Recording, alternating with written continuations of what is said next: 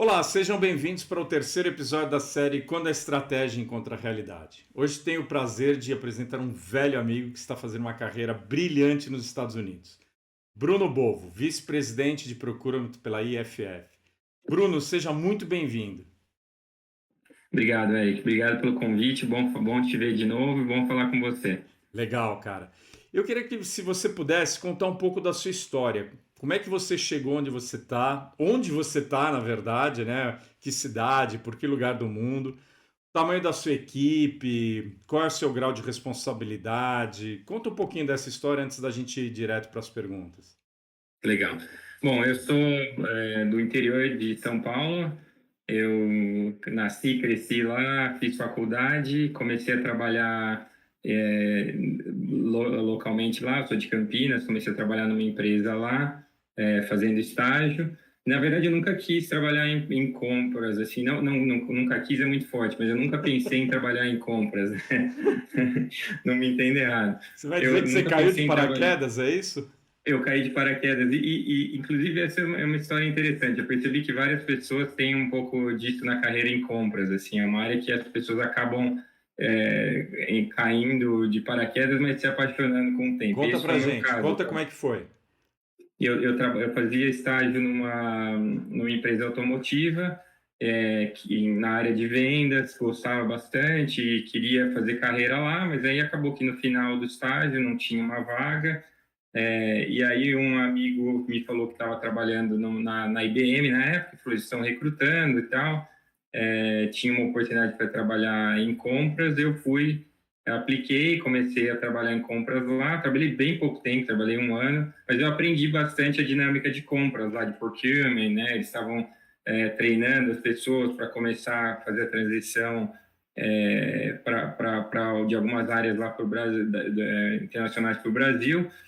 E eu acabei gostando, e aí logo depois apareceu uma oportunidade na Care Ingredients, que daí já era numa indústria de alimentos, para fazer compras também, e eu achei que seria uma oportunidade legal, fui, e aí minha carreira em compras efetivamente começou ali. Ali foi que eu comecei a entender o que era compras, Legal. comecei a gostar, achei interessante, vi que tem muita dessa parte comercial que eu não entendia muito bem que tinha em compras. E aí eu acabei trabalhando em 4 empresas nesse período. Eu trabalhei na Carry por alguns anos, depois fui para a Bung, que eu acho que a gente entrou mais ou menos na mesma época, né, quando eles estavam se reorganizando lá, que tinham as 4 divisões. Trabalhei na Bung por alguns anos também. E aí saí um pouco do B2B, fui para o B2C trabalhar na Mondelez. Trabalhei na Mondelez por 10 anos. Quando eu estava lá 5 anos, eu recebi uma proposta para mudar para cá, para os Estados Unidos. Mudei fazendo uma posição que era um híbrido regional global.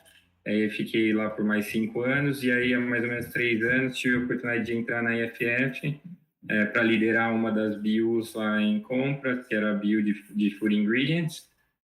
Fiquei lá por uns 2 anos, e agora há 7 meses estou, né, na divisão de fragrâncias, liderando o time de procurement globalmente, né, Pô, baseado aqui em Nova Jersey, nos Estados Unidos. que legal. E fala um pouco do seu time, como é que ele tá? Ele não fica todo aí, eu imagino, deve estar espalhado. Tem em todas as regiões, tem em algum lugar específico? Qual é o tamanho dele?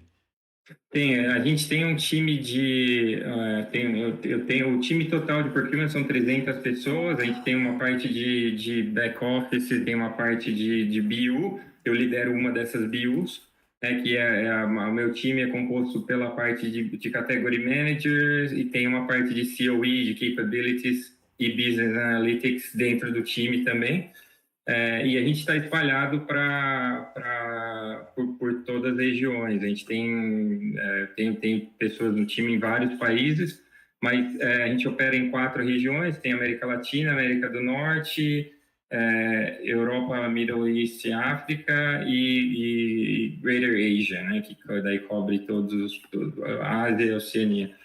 Então, a forma que a gente opera os times, os category managers são espalhados por países nessas regiões, e eu tenho líderes de região que coordenam esses times regionais. Que ótimo. E vocês negociam todas as categorias ou é alguma categoria específica que está com o seu time? Todas as categorias. Tem algumas exceções de categorias mais corporativas, tipo de SD, mais tipo Business Services, IT, que são mais corporativos, mas o resto a gente negocia tudo. Que joia. Deixa eu te perguntar uma coisa. Nesse tempo todo, qual a maior diferença cultural que você percebeu entre atuar no procurement no Brasil, nível regional e depois globalmente? O que que você vê de grande diferença entre e como você gerencia isso com a sua equipe para que as diferenças culturais sejam entendidas e não virem obstáculos no dia a dia? É muito importante você entender essas nuances regionais. Eu acho que isso foi uma experiência pessoal para mim e até a minha experiência foi interessante porque eu tive duas posições globais antes de mudar para os Estados Unidos. Então, eu já tinha operado nos Estados Unidos, América do Norte, sendo global. E quando eu mudei para os Estados Unidos, eu mudei numa posição regional, uma híbrida, né? Era um regional e global. Então, nessa posição regional, eu me envolvia muito mais no dia a dia, nos detalhes da operação, e para mim foi uma coisa que me abriu muitos olhos, assim, porque na minha cabeça, como eu já tinha essa experiência global, era meio que um plug and play, você sabe como operar e tal. E acho que te dá uma ideia boa. Mas quando você entra no dia a dia da operação, tem muitos detalhes que você só entende estando no dia a dia, que são detalhes culturais, como que você gerencia um fornecedor baseado nesse ambiente que você está operando. E isso aplica para qualquer lugar, né? Então, você vai para um fornecedor na Ásia, em vários países da Ásia, tem várias dinâmicas muito locais, a forma de negociar, e aprender esses detalhes, acho que são muito importantes. Então, uma coisa que eu tento fazer é tento estar muito presente com o meu time, tento aprender um pouco deles e dos stakeholders, então estar presente com os stakeholders locais também para entender quais são essas nuances, quais são essas dinâmicas, como que se opera lá. E uma coisa que é insubstituível é você estar próximo dessas geografias. Então, tento estar muito presente, viajar sempre que eu posso, me reunir com fornecedores locais, visitar fornecedores locais para entender esses detalhes de como você operar em um ambiente tão diverso, né? Com esse. Beleza. E teve alguma mancada que você deu por causa de cultura, por causa de desconhecimento do como é que são os modus operantes aí dos países? Alguma coisa que você possa contar pra gente divertida? Eu não lembro de alguma mancada ou mas acho que foi muito alinhado com isso, assim, quando eu cheguei nos Estados Unidos eu tinha na minha cabeça que como eu já tinha operado nessa posição global, que seria fácil de chegar aqui e fazer as coisas da forma que eu fazia, né? E e eu acho que demorou um tempo para eu entender isso, assim, até eu tive um chefe na época que ele foi muito bacana, que ele percebeu isso e ele me deu muito coaching de, ó, acho que a forma que você está fazendo não é legal, tenha cuidado nisso, acho que você tem alguns comportamentos que eu entendo que são pelo seu background, então não tem nada que foi engraçado, mas acho que foi uma experiência legal para Você, entender você que às teve vezes um você tem que ser mentor, então, você teve quem também, te né? deu um suporte legal. Eu tive muita sorte porque Isso é bom. eu tive esse chefe que foi super bacana comigo e ele me deu muitos Ele coaching. ficava aqui no Brasil ou lá fora? Não, ele é americano, Aham. ele ficava aqui no mesmo escritório e isso foi bom, porque eu convivia com um cara muito a todo tempo, né? Então o cara tava toda hora me dando meio que um mentoring ali, né? De como fazer as coisas. Isso é vital, cara. E você falou bastante dos stakeholders no começo. Qual é a relação da sua área com os stakeholders? Como é que vocês conseguem tá no, vai ter um lugar na mesa de discussão com os stakeholders? A gente opera como bio, então, estando dentro da unidade de negócio é bem mais fácil, porque você está servindo aquele negócio quase que 100%, diferente de um procurement corporativo, né, que está fazendo tudo para todo mundo e acaba despriorizando. Então, assim, nesse ambiente, acho que é mais fácil, porque você tem, naturalmente, você tem um espaço ali, você tem que dar a sua perspectiva, a sua opinião para contribuir para o resultado da análise de negócio. Eu acho que é mais difícil quando você tem esses times que são mais corporativos, né? Porque daí acaba que tem um pouco dessa visão de que uma área está fazendo o que é melhor ou o KPI para aquela área e não está olhando necessariamente para o negócio. Que legal. E nesse aspecto, vocês participam das decisões de S&OP, do planejamento de supply chain como um todo? Sim, a gente está totalmente integrado no SIOP. É, isso é uma coisa que ajuda bastante também. A empresa tem uma estrutura, um fluxo de SIOP bem alinhado. Então, isso ajuda porque você tem os fóruns certos para ir lá e discutir, você tem input do negócio, que ajuda você a traduzir isso na estratégia de compras. Legal, legal. E o que vocês levam de procurement para o S&OP? É simplesmente receber informação, olha, precisamos correr atrás dessa matéria-prima, desses ingredientes, ou vocês entram com os forecasts, o plano de mitigação de risco? Como é que isso é bem compartilhado ou são posições, cada um faz o seu? Não, isso é bem compartilhado. A ideia do SIOP é de todo mundo trazer os seus inputs, né? E também receber tarefas. Então, se tem alguma coisa que algum time precisa de ajuda do meu ou precisa me dar visibilidade, eles trazem nesses fóruns e vice-versa. Meu time também traz muito input, né, para os outros times lá. Legal. E, bom, esse ano não tem como não falar de todo o problema global que a gente está passando. Você está aí nos Estados Unidos. Não precisamos nem entrar em política, mas focando em procurement e supply chain, como é que vocês estão gerenciando o risco, e mitigando o risco? Como é que vocês estão em quais categorias vocês estão mais preocupados? Como é que você está vendo toda a situação da guerra, das guerras? É interessante aí, porque eu acho que se você me perguntasse isso há, sei lá, uns 8 anos atrás, eu falaria de alguns eventos específicos, né?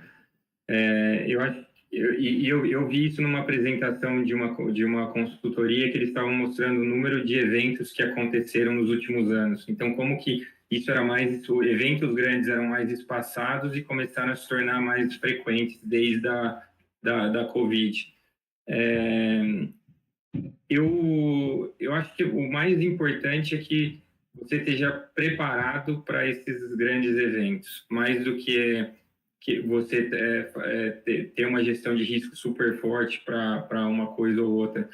E acho que são dois componentes, na verdade. Tem um componente mais proativo, então a gente tem uma gestão de risco proativo, de fazer um assessment de vários componentes que a gente acha que tem uma exposição de risco e comparar isso através de todos os fornecedores, usar ferramentas para uma gestão de risco, mas acho que mais importante, quando eu olho para os impactos mais recentes, por exemplo, o Covid,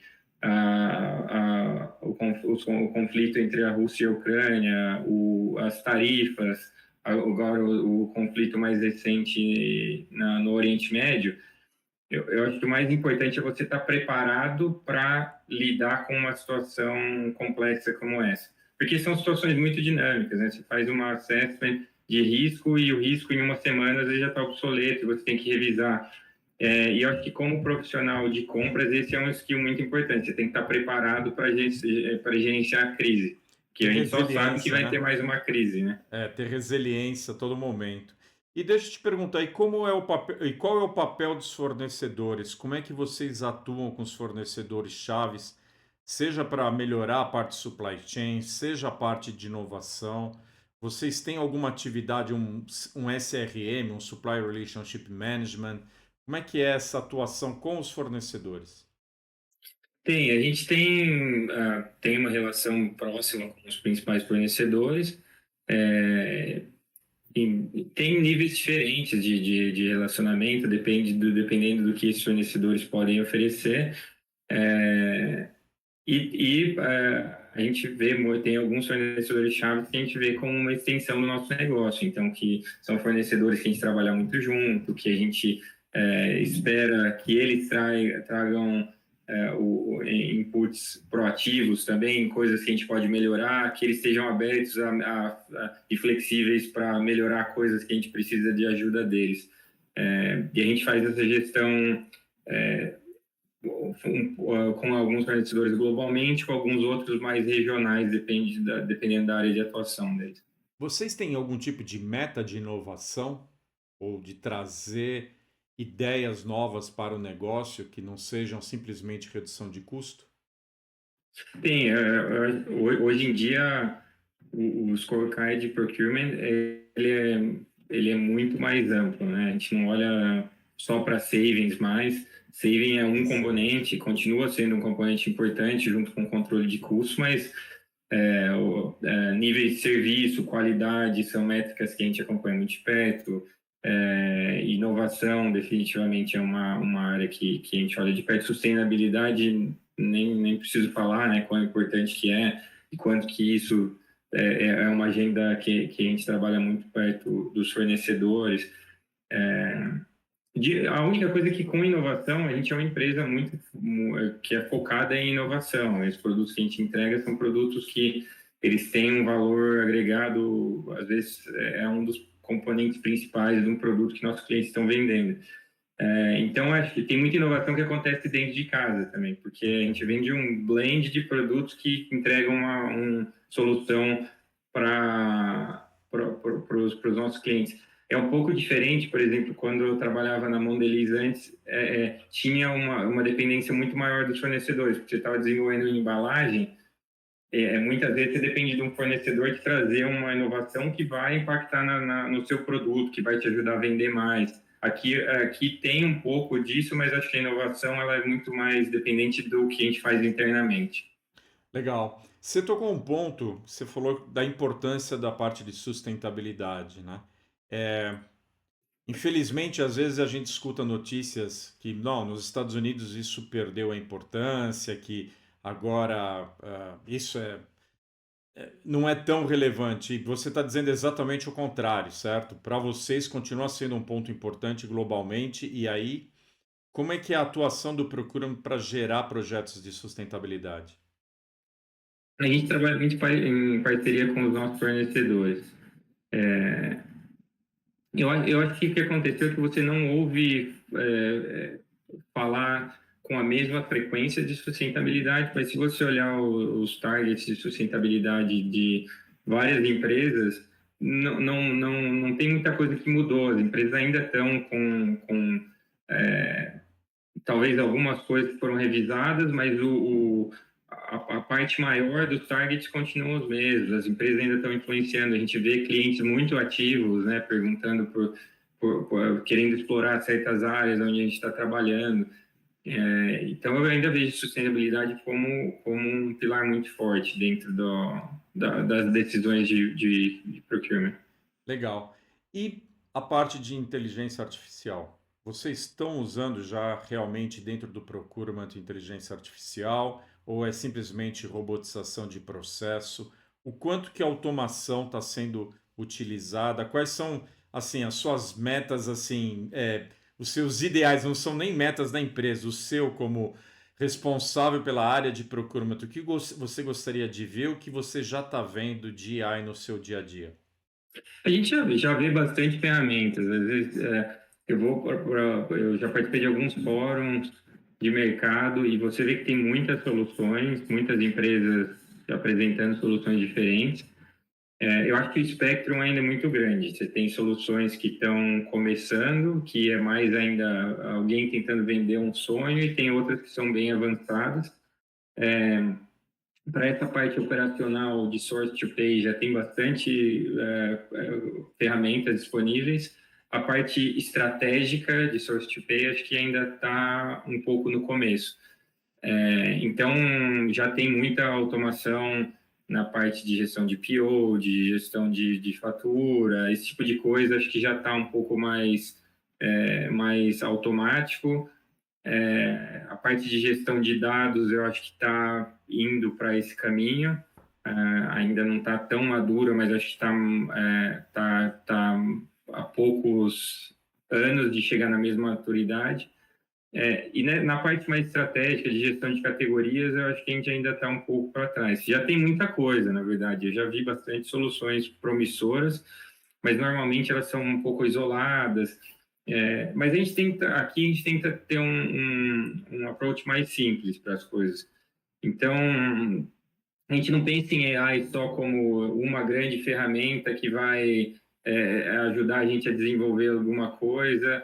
Às vezes a gente usa muito Copilot, então o Ok. próprio Copilot acho que é uma ferramenta bem efetiva para esse tipo de coisa, porque você pode criar um monte de soluções que são simples, que ele já te dá um pouco mais de eficiência, ele te livra tempo para fazer algumas tarefas de maior valor agregado. Então a gente tem usado algumas soluções feitas dentro de casa também com o Copilot, tem usado muito. E era uma ferramenta que há 1 ano e meio atrás a gente estava começando a explorar e não sabia nem o potencial. E hoje em dia a gente usa quase que no dia a dia, né? Aham. Virou rotina, né? É. Legal. E deixa eu te perguntar uma coisa: governança em procurement. Entendendo governança como integridade, ética, equidade com os fornecedores, transparência e responsabilidade. Qual é o real impacto disso na credibilidade da sua área e nos resultados do negócio? Isso é muito importante para o procurement e se eu pensar num fator específico aqui, que ética é o principal deles, né? Acho que de todas as áreas dentro da empresa, não diria que para procurement é mais importante que os outros, mas para procurement é um tema muito importante, porque você tá lidando com situações que você tem que ter um alto nível de ética, é uma área que, por natureza, está mais exposta a situações éticas, então acho que esse é um, é um quase que um skill fundamental para você trabalhar em procurement. E governança como um todo é um tema um pouco polêmico, porque para você ter uma governança é importante que você tenha uma boa política de compras, né, para dizer o que as pessoas devem fazer.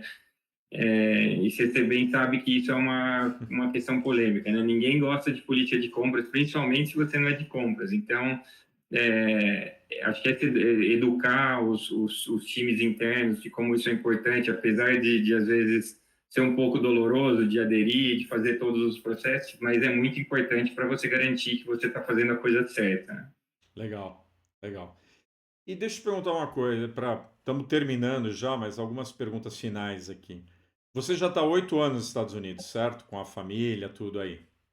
Certo. Eu imagino que seus filhos já, o português já está difícil para eles, já está mais no inglês, né? Eles foram para aí pequenos, né? Que conselho você passaria para quem quer trabalhar fora do Brasil e poder se adaptar rapidamente à realidade de um outro país? O primeiro ponto é que você tem que tentar ter algum tipo de exposição para fora. Então, quando eu trabalhava no início da minha carreira numa empresa multinacional e eu tentava conectar com as pessoas fora. Naquela época não era uma dinâmica tão global como tem hoje, mas eu tentava entender o que as pessoas faziam, como que era o ambiente, para entender como que aquilo seria para mim. Eu tentava trazer aquela experiência, aquele ambiente para um pouco para minha rotina.